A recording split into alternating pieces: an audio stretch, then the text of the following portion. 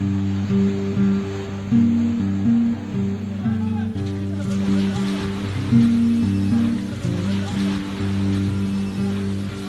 the early hours of February 6, 2023, Turks were awoken by two disastrous earthquakes.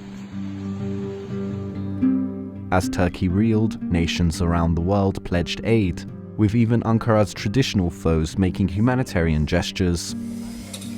In a historic move, Armenia sent rescue teams to earthquake-affected areas, coupled with the border opening for the first time in 30 years, allowing Armenian aid trucks to cross by land. Hopes for the long bitter and frozen Armenia-Turkey relationship somewhat kindled, but we've seen various efforts and positive dynamics before. Consecutive administrations have given their shot at normalization, especially in 2009, where talks between the two sides gained much attention. But all these attempts bore little fruit. There are those, however, who see narratives changing. Well, TRT World Turkey analyst Yusuf Erim joins me now in the studio. Yusuf Erim is the editor-at-large of TRT World, Turkey's English-language public broadcaster. He argues that this move by Armenia after the earthquake and the media's coverage of it were good steps in evolving public opinion, which in turn, he thinks, makes a thaw more realistic.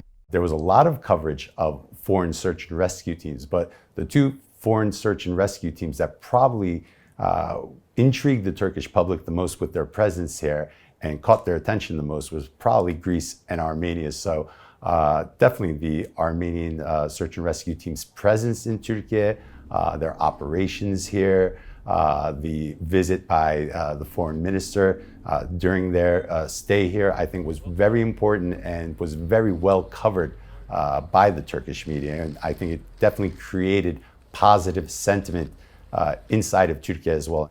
Put decisions in the hands of policymakers and think that all this happens in a void is to be naive.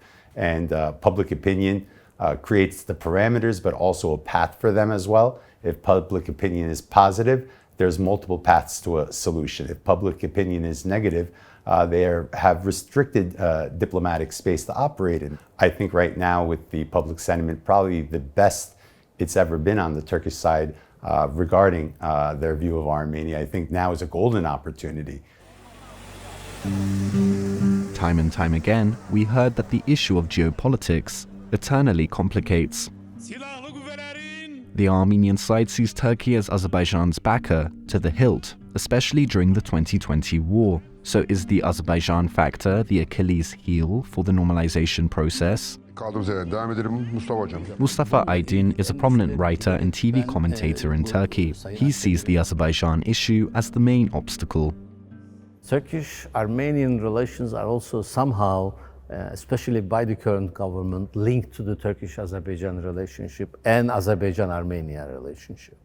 So if there is an improvement between Azerbaijan and Armenia, it will directly affect Turkish-Armenia relations. Because at least the current government made it very clear that Turkey would not move further with the rapprochement with Armenia unless Azerbaijan agrees with it. So there is a kind of a catch there. Mithat Celikpala is the vice rector of Istanbul's Kadir Has University. He thinks Baku's tune is changing. There are a couple of issues. First of all, Turkey-Armenia normalization processes, it seems now, is a kind of a bilateral processes. Turkey and Armenia with their envoys talking those issues, bilateral issues, one by one, and this is the methodology. Of course, Baku is very strong in terms of financial, economic, and political issues in Turkey, including domestic politics. But I don't think that they have a power to change the flow of events if the both parties are ready to cooperate and work on those issues. But whether there is a power of Baku over Turkey, the answer is basically yes, but they have enough power to block the rapprochement processes under current circumstances. The answer is no, but of course it is very closely related with the peace processes, related with Karabakh issue as well. If there is a kind of a new war or skirmishes, high kind of military engagement in Karabakh that may affect or slow down the processes. But beyond that, I'm sure that Azerbaijan is also ready to accept rapprochement. Apart from the earthquake, another event may affect Armenia-Turkey relations. This year, Turks will head to the polls to elect a new government, meaning new implications for the region and also for Armenia. This is Istanbul's infamous Taksim Square, the site of major protests back in 2013. Despite the protesters' demands, a massive mosque was constructed here, which some describe to us as almost symbolic of Turkish President Erdogan's domination of Turkish politics over the past 20 years. But on this square stands another giant of Turkish politics, Mustafa Kemal Atatürk. The party he once led, the CHP, believes they can dethrone Erdogan in this year's elections. This presents a range of scenarios. Many polls suggest the CHP, a Kemalist and centre-left party, could lead a coalition that may defeat Erdogan. Its pro-Western stance could also mean greater leverage by Brussels and DC over Ankara. And yet, President Erdogan has proved himself to be a great political survivor. So what if he scores another victory? Tata Koser is a senior researcher at SETA, a pro-government think tank. He thinks an opposition victory would mean a weak, divided government, incapable of enacting policy. Usually difficult decisions are taken by stronger leaders. I don't know about governmental change, so we still have 2-3 months, and I think the political landscape has been affected from this earthquake. But even if there's a change, I think the opposition coalition is composed of very different parts. So there are liberals, Islamists, nationalists, secular socialists.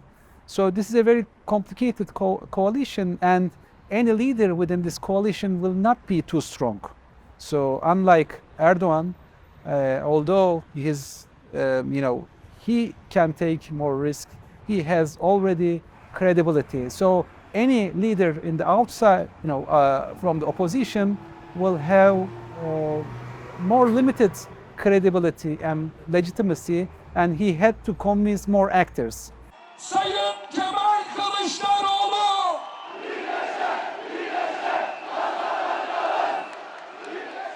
First of all, there will be a difference of attitude or different of styles in foreign relations, not only Armenia, in general for Turkish foreign relations, because the current government is usually very strict, very harsh, and has been using military means, not only military itself, but threat of military use, etc., especially in recent years in its relations with other actors in international affairs.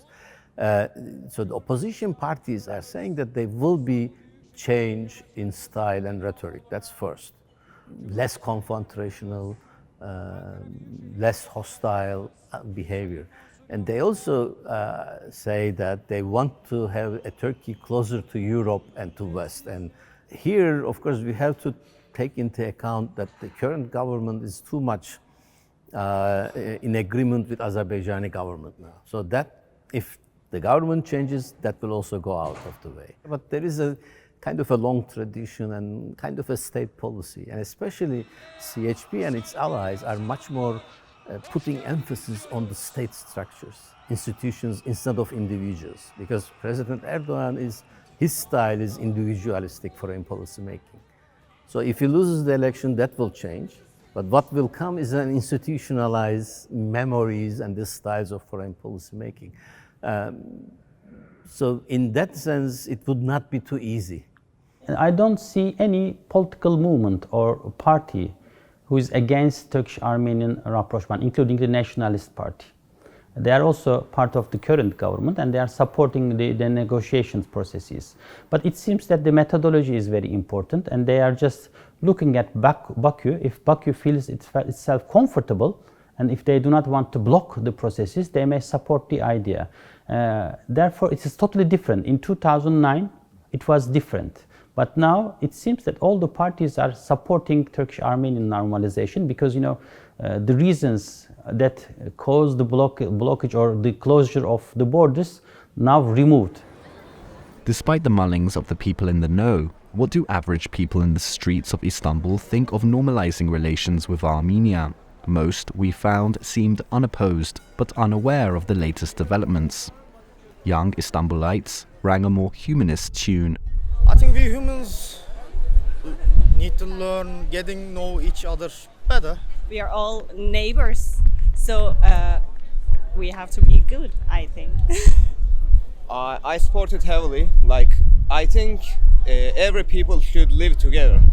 Like, there shouldn't be any hate against. There has been neighborliness for years. I don't think there are big problems between the two societies because they have coexisted for many years. There is a shared experience, and I believe it is time for renewed coexistence. I want everyone to live happily and peacefully, so I don't see any bad thing in it. So I support it. Yes, thank you. Especially the younger generation wants to look forward. They don't want the problems of the past to dominate the potential of the future. So I think that many of the younger generation would be very warm and open to normalization and reconciliation with Armenia. I think the general public really doesn't have much of a problem with Armenia on a people-to-people level. When we look at these types of regional issues, it's more the geopolitics, not the people-to-people aspect.